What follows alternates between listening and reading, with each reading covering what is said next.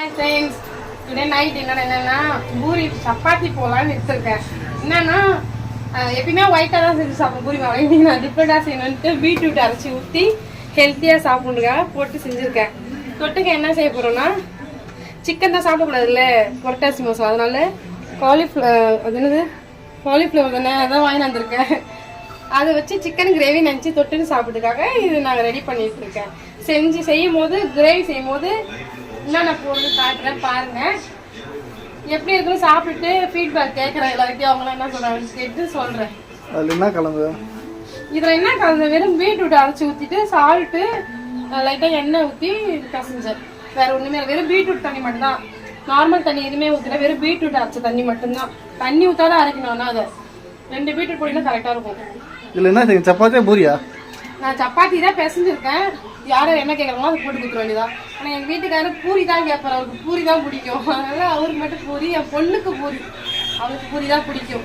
அப்பாவும் பொண்ணு ஒரே மாதிரி தானே இருப்பாங்க, அதனால அவங்க 2 பேர் மட்டும் பூரி, மீதி எல்லாத்துக்கு சப்பாத்தி. பாப்போம்.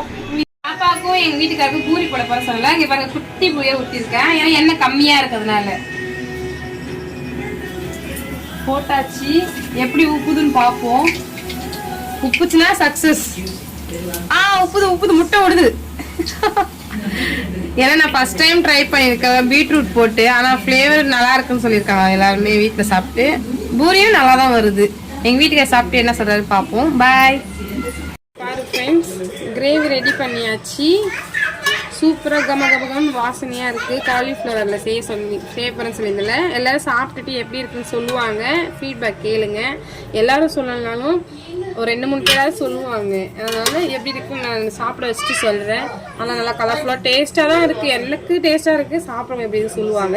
இங்கே வந்து பாருங்கள், சப்பாத்தி சூப்பராக வேகுது. நல்லா சூப்பராக தான் இருக்குது. என் பாப்பாக்காக இந்த ஷேப்பில் போட்டிருக்கேன். பொம்மை ஷேப்பு கேட்பான்னு. ஆனால் நான் அதில் டெடி பேர் ஃபேஸ் ஷேப் போட்டேன், வரல எனக்கு. ஆனால் இந்த ஷேப் போட்டிருக்கேன் ஃப்ரெண்ட்ஸ். எப்படி இருக்குது சாப்பிட்டு எல்லாத்தையும் கேட்டு சொல்கிறேன். பாய்.